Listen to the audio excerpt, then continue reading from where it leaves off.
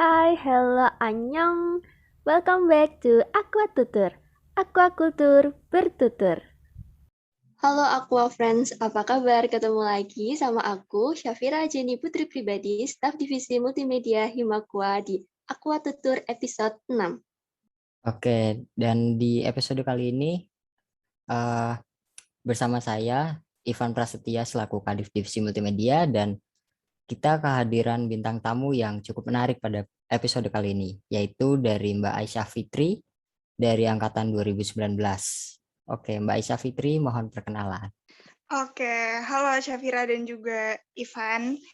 Kenalin teman-teman semua, aku Aisyah Fitri Haryani dari Prodi Aquaculture juga, sama nih kayak Ivan sama Syafira, dari angkatan 2019. Oke, halo Mbak Aisyah. Nih, apa kabar? Aku mau nyapa teman-teman Aqua Friends dulu ya. Apa kabar nih Aqua Friends? Gimana liburan semesternya? Pasti udah puas lah ya liburannya cukup lama. Sekarang kita sudah mulai beraktivitas kembali, mulai produktif lagi. Dan biasanya nih di awal semester masih semangat-semangatnya nih untuk ngikutin perkuliahan. Dan semoga semangatnya ini nggak luntur sampai akhir semester nanti. Dan di semester ganjil ini pasti ada mahasiswa baru berarti ya. Aku mau ngucapin selamat datang dulu buat teman-teman mahasiswa baru. Selamat bergabung di Prodi Aquaculture Universitas Tidar. Dan ngomong-ngomong tentang mahasiswa ini pasti beda dengan kita saat menjadi siswa dulu ya. Kalau kita waktu zaman sekolah dulu jadi siswa, sekolah kita pasti di daerah kita aja nih, deket-deket rumah aja. Sedangkan waktu kita sekarang jadi mahasiswa, kampus kita tuh belum tentu ada di daerah kita, bahkan di luar kota, bahkan luar provinsi. Kita jadi mahasiswa perantauan ini jauh dari keluarga, belajar hidup mandiri untuk meneruskan pendidikan selepas sekolah SMA kemarin. Mungkin banyak nih teman-teman yang belum terbiasa untuk hidup sendiri, untuk mandiri, survive di daerah asing. Dan I feel you guys karena aku termasuk golongan mahasiswa-mahasiswa perantauan itu. Dan kebetulan banget nih kita ngobrol sama Mbak Aisyah. Mbak Aisyah sendiri ini asalnya dari mana nih Mbak? Kalau boleh tahu. Oke, kalau aku dari Jakarta Timur. Pondok Cukup Bambu ya, jauh Mbak? ya. Lumayan jauh itu. Betul. Nah, di sini nih Mbak Aisyah ini sama siapa nih? Ngekos kah, ngontrak atau gimana? Ya, sadly aku ngekos sih di sini karena kebetulan bener-bener nggak punya keluarga sama sekali yang tinggal di daerah sini gitu sih. Jadi harus bener-bener ngekos. Wah, keren Nah, juga sih ini. iya Eh, makanya itu nggak ada keluarga, nggak ada kenalan. Kenapa nih bisa nyangkut di Magelang nih jauh-jauh dari Jakarta? Gimana Mbak Aisyah? Kenapa bisa nyangkut di Magelang gitu ya. Jadi, ya tentu ya buat kuliah. Terus dulu itu aku kan, pas SMA, mikirnya tuh, kalau bisa aku tuh dapet di SNM gitu. Karena saya agak malas gitu ya kalau disuruh SBM, disuruh tes lagi gitu-gitulah. Terus aku mikir kayak, "Aduh harus masuk SNM nih." Nah, terus aku udah langsung mulai cari-cari kampus-kampus yang sekiranya, bisa gitulah, bisa menerima aku dengan nilai yang aku punya gitu. Terus ketemulah si Untidar ini gitu. Setelah aku cek-cek, adanya di Magelang. Jadi ya gitu sih, gara-gara ngampus dan kebetulan pengen ngerantau juga sebenarnya dulu. Terus kayak, "Ah, ya udah deh nggak apa-apa, coba aja, di Untidar," terus ternyata malah keterima gitu. Jadi udah mulai ngekos dan lain-lain di sini gitu. Berarti ini Mbak Aisyah nih baru pertama kali ngerantau ini ya Mbak ya? Apalagi nih ke daerah Jawa Tengah gitu kan. Iya, bener banget. Karena dari dulu selalu tinggal sama orang tua kan, deketan, dan selalu di Jakarta gitu. Enggak, aku pindahan sih sebenarnya, tapi ya selalu sama orang tua gitulah, nggak pernah jauh sama sekali dari orang tua. Jadi ini baru pertama kali banget. Nah, ini baru pertama kali banget jauh dari orang tua. Gimana nih Mbak buat memanage hidup jauh dari orang tua, sedangkan kita jauh dari orang tua tuh buat menuntut ilmu itu gimana Mbak? Nah, ini ini susah sih ya waktu awal-awal ngampus pastinya. Karena kan dari yang awalnya kita selalu deket kan tuh sama orang tua, terus tiba-tiba langsung jauh, yang bener-bener ngapa-ngapain sendiri, kayak harus tinggal sendiri di dalam kamar ini gitu, terus kayak harus masak sendiri kadang, nyuci baju sendiri, semuanya sendiri gitu. Terus, cara aku manage-nya tuh sebenarnya gampang sih dan kayaknya banyak orang yang udah ngelakuin juga gitu. Jadi aku tiap hari itu kayak selalu ngeplan gitu sih, kayak, hari ini aku mau ngapain gitu. Eee, Kadang itu semua tuh aku tulis gitu, di malam sebelumnya. Jadi malam sebelumnya tuh biasanya aku kayak mikirin, besok apa aja yang harus aku lakuin gitu. Nah, kalau lagi rajin, biasanya aku tulis tuh, "Oh besok harus ngerjain ini ngerjain ini ngerjain ini," gitu. Jadi biar nggak ada yang kelewatan gitu loh. Karena kalau misal di rumah, kita kan ada yang ngingetin ya kadang kayak, eee, bukannya harus ngerjain ini ya, aku belum dikerjain gitu. Nah, karena ngekos, akhirnya kita nggak ada yang ngingetin kan. Jadi kita yang harus, ngingetin diri kita sendiri gitu. Ya itu salah satunya dengan ngeplan kita tulis semuanya, jadi biar tertata gitu. Itu sih paling biar enak aja gitu, biar nggak ada yang miss.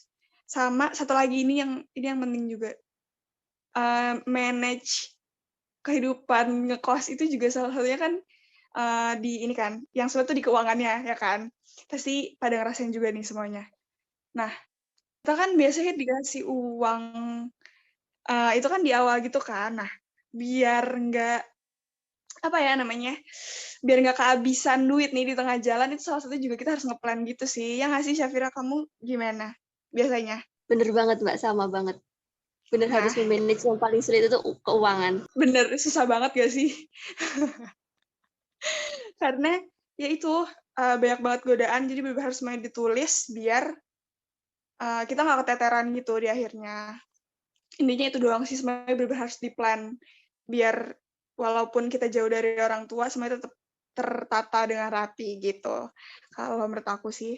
Oke, oke, menarik juga sih ini, berdasarkan pengalaman dari Mbak Aisyah ini yang eh, gimana sih cara kita mengatur kehidupan kita sebagai anak perantauan, gimana cara mengatur uang, gimana kita melakukan kegiatan sehari-hari, dan itu sudah dijelaskan sama Mbak Aisyah yang menurut aku sih cukup berguna gitu loh. Ya walaupun memang pada keadaan sekarang itu masih dilaksanakan secara online, tapi Mbak Aisyah juga pernah merasakan keadaan di mana offline gitu ya Mbak ya. Dan sekarang pun bisa dibilang Mbak Aisyah pun masih offline gitu ya Mbak ya. Karena adanya kegiatan gitu Mbak. Iya, bener banget. Kebetulan aku dari awal tahun, dari bulan Februari lah, dari bulan Februari aku bener-bener di Magelang. Jadi ya itu sih, harus kembali lagi sebagai anak kos. Nah, berarti Mbak Aisyah ini belum, apa maksudnya, pulang ke Jakartanya itu ini nggak, kayak berapa bulan sekali kayak gimana gitu nggak? Kalau awal-awal semester yang masih kita offline semua tuh, itu biasanya aku pulangnya tuh kalau ada waktu libur agak lumayan panjang gitu, kayak misal seminggu, 2 minggu aku pasti pulang tuh. Nah, kalau sekarang, kebetulan aku di sini tuh gara-gara aku jadi salah satu staf Ormawa yang ada di kampus kan. Nah, itu bener-bener dari awal periode dan kayaknya sampai akhir periode ini, kayaknya aku nggak akan pulang gitu. Karena bener-bener padet gitu. Jadi ya dengan sedih saya bener-bener harus di kosan terus nih kayak sampai akhir tahun gitu sih. Nah, cara buat melepas rindu sama keluarga ini gimana, Mbak? Pasti apa sih ngerasa kayak emang sekarang bisa telepon, video call, tapi pasti tetap kurang lah ya. Kalau tips dari Mbak Aisyah sendiri biar mengobati rindu gitu, gimana? Kalau aku ya, mengobati rindu kayak yang udah kamu sebutin tadi sih sebenarnya, kayak tetap keep in touch gitu kan sama keluarga di rumah. Kayak selalu video call aja, kayak kalau lagi senggang, kalau lagi gabut gitu kan, selalu telepon. Sejauh ini sih aku caranya cuma gitu doang. Ya gitu, selalu ngabarin kayak, lagi ngapain dikit ngabarin, lagi ngapain dikit ngabarin gitu. Jadi biar selalu tahu updatean kita gitu lah. Gitu doang aku sih caranya. Oke. Terus karena Mbak Aisyah udah pernah merasakan kuliah offline dan sekarang lagi online, perbedaannya ada nggak, Mbak? Perbedaannya banyak banget sih tentu. Ya, kamu berarti belum pernah offline ya, Syafira ya? Belum. Aduh, kasihan. Kayak Ivan juga pasti tahu sendiri ya kalau bedanya offline sama online tuh gimana. Kalau offline pasti lebih seru sih dari mulai kelas yang bisa bener-bener langsung interaksi gitu nggak sih, Van, sama dosen, sama Pak Aji, misal sama Pak Ilan gitu. Bener sih. Kalau offline tuh apa ya? Feel di dalam kelasnya tuh berasa banget. Dan Nah, kayak materi yang dikasih sama dosen tuh lebih masuk gitu loh dibanding online kayak sekarang. Dan ya menurutku ya anggapanku tuh kalau online tuh sekarang tuh kayak ada yang tidur di kelas gitu loh. Pas online pas on cam gitu dia off cam terus tidur kayak gitu-gitu. Cuman kan kalau kelas offline tuh pasti rasanya beda. Kalau kelas offline tuh bener. terkadang tergantung dosennya saya kan, semisal ada dosen yang ketat nih, misal ada dosen yang ketat kita telat 5 menit lah, itu kita nggak boleh masuk gitu loh. Dan itu ya cukup menantang juga, kadang bangun kesiangan, kelas jam 7, kita bangunnya jam berapa, kayak gitu sih. Nah, iya bener banget tuh. Karena ngekos, jadinya kan nggak ada yang ngebangunin kita gitu kan. Nah, bener-bener kadang tuh bisa kesiangan, yang namanya berangkat ke kampus, terus ada yang udah nyampe kampus itu tetap nggak dibolehin masuk sama dosen. Kalau baik langsung masuk tuh. Tapi kalau nggak boleh ya udah bener kita lalu udah buru-buru tuh ke kampus tapi nggak boleh masuk. Itu sih salah satunya ya. Feel kelasnya pasti beda banget. Sama ini, kita tuh kan salah satu prodi yang ada banyak banget ya praktikumnya. Nah, wah itu berasa banget sih dari yang dulu offline kita bener-bener setiap hari kayaknya praktikum, terus bener-bener harus ngeburu-buru ngerjain laprak gitu.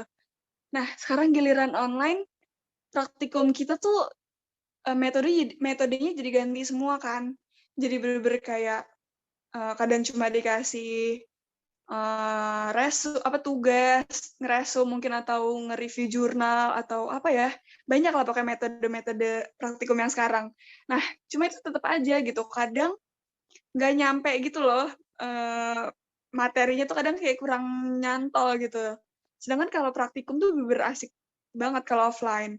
Kita bener-bener, apa ya, kayak dulu semester berapa ya, semester awal kita bener-bener ngebuat kolam yang dari terpal itu, ya kan Van yang di kampus. Iya Itu benar. kan bener-bener kayak kita jadi tahu gitu kan prakteknya. Nah, kalau online tuh bener-bener aduh, susah banget sih kalau menurut aku. Iya, Terus soalnya kan dari mhm, prodi kita tuh ibaratnya prodi lapang sih. Jadi kalau mata kuliah semester 1 itu emang kelihatannya masih di laboratorium gitu kan, kayak belajar biologi dasar, kimia dasar kayak gitu kan, masih di praktikum. Cuman kalau udah semester 2 ke atasnya itu kita belajarnya tuh lebih apa ya, kalau misal offline tuh lebih seru gitu loh, lebih leluasa. Dan bahkan aku pernah dapet cerita dari angkatan 2019 tuh kakak tingkat kita, itu mereka ada praktikum oceanografi. Nah, oceanografi itu mereka mainnya ke laut kayak gitu. Dan kalau nggak salah semester 3, 4, 5 itu bener-bener mata kuliahnya tuh di luar semua gitu loh, di lapang kayak gitu. iya bener banget. Kita banyak banget ngelewatin hal-hal seru yang ada di prodi kita sih. Salah satunya itu jalan-jalan refreshing ke laut gitu-gitu sih. Itu sih Syafira, perbedaan yang sangat signifikan dari kelas online dan offline kalau menurut aku. Oh, seru banget ya ternyata kalau offline pastinya. Sangat-sangat seru. Sayang banget sekarang kita nggak bisa offline. Nah, kalau perbedaan tadi tuh udah disebutin kayak kalau jauh dari orang tua jadinya nggak ada yang bangunin, kayak gitu-gitu ya. Kalau perbedaan buat offline sama online itu lebih boros offline apa online, Mbak? Waduh, gimana ya tuh? Kayaknya kalau buat saya sendiri ya, offline sama online agak sama aja deh. Mungkin agak beda dikit di ini sih, kalau misal kita offline, mungkin ada beberapa tugas yang harus dikumpulin filenya gitu kan. Nah, jadi kita harus ngeprint, harus fotokopi ini itu, gitu sih. Tapi kalau untuk, kehidupan sehari-harinya kayaknya nggak beda jauh deh, kayak sama aja gitu. Tergantung ini juga sih, eee, sepadat apa kegiatan kita, sama tergantung pinter-pinter kitanya aja sih kalau menurut aku. Oke, kalau online lebih banyak check out-nya kali ya? Bener sih. Oke, kalau, dari Mas Ivan mau nambahin ini, apa gimana? Oke, paling ini sih. Kira-kira dari Aisyah sendiri tuh pernah nemu nggak sih kayak teman seperantauan gitu yang benar-benar klop kan? Apalagi kan kalau offline tuh pasti kita punya pengalaman di mana kita ketemu dengan orang yang nggak kita kenal gitu loh. Dan bahkan mungkin pun dia itu juga orang perantauan sama seperti kita kayak gitu. Kalau itu banyak sih, dari mulai teman-teman satu departemen aku, itu kan rata-rata dari luar daerah juga ya semuanya. Jadi kita bener-bener aku punya cerita. Jadi aku kan di sini tuh dari bulan Februari kan, sampai saat ini aku belum balik. Jadi kemarin tuh aku Idul Adha di sini. Nah, akhirnya aku harus bener-bener dari mulai, eee, lebaran, terus masak-masak, apa-apa tuh semuanya bener-bener sama teman-teman seperantauan aku itu. Jadi kayak bener-bener semuanya sedih-sedihan karena nggak bisa pulang Idul Adha tuh bareng-bareng sama mereka, gitu sih. Terus, ini juga satu lagi, waktu bulan puasa tahun lalu, itu juga kebetulan aku tuh di sini. Aku nggak bisa balik waktu itu karena emang lagi agak padet di sini. Nah, itu juga sama, aku bener-bener, jadi kayak punya keluarga baru loh sama teman-teman aku itu, karena mereka semua dari luar daerah juga, nggak bisa pulang juga. Jadi kita tuh bener-bener dari mulai sahur bareng, terus apa ya, buka buka bareng gitu-gitu, sama teman-teman yang beda-beda dari kota masing-masing itu sih, gitu. Bener-bener kayak punya keluarga baru gitu ya, Syah. Teman hidup yang sekarang. Yeps, betul sekali. Oh iya, jadi punya teman baru, keluarga baru gitu ya, Mbak. Kalau dari Mbak Aisyah sendiri nih punya tips nggak buat teman-teman yang seperjuangan juga, senasib juga buat memanage hidup jauh dari keluarga? Ah, tips. Karena kadang saya juga masih butuh tips ya. Tapi kalau menurut aku ini sih, tipsnya, karena kita jauh nih kan dari rumah, dari keluarga, kayaknya kita tetap harus ini sih, sibuk-sibukin diri, kayak, terus cari teman-teman baru, keluarga baru, gitu. Jadi kalau misal kita lagi kesusahan nih di sini, itu kan keluarga kita nggak bisa langsung bantu turun gitu kan. Jadi kita bisa nantinya tuh minta tolong sama teman-teman kita itu. Terus, eee, keuntungan lainnya dengan punya banyak teman dan punya banyak kegiatan tuh salah satunya kita jadi nggak gabut kan. Nah, kalau misalnya gabut, sampai gabut nih kita, itu nanti ujung-ujungnya jadi overthinking lah, jadi homesick, gitu-gitu sih. Jadi intinya tuh harus banyakin kegiatan aja sih, sama banyakin temen. Jadi biar enak aja gitu kita nanti di sininya, kayak punya keluarga baru gitu kalau menurut aku. Oh, bener banget emang. Karena kita di sini kan bener-bener sendiri, jadi nggak mungkin kalau ada apa-apa kita minta tolong orang rumah yang jauh di sana gitu ya, Mbak. Dari Mas Ivan sendiri mau ada nambahin nggak? Ya mungkin kalau dari aku sih eh ini sebuah pengalaman hidup dari inilah teman-teman yang belum merasakan kegiatan offline di perkuliahan gitu loh. Ya dari apa yang aku rasakan dan apa yang Mbak Aisyah rasakan juga pun sama. Itu jadi kita hidup tuh ya kita harus pandai mencari teman gitu loh. Kita mencari seseorang yang dapat saling membantu kita gitu. Makan bareng, terus hidup bareng, tidur di kosan bareng gitu bersama teman-teman kita yang istilahnya mereka juga perantauan.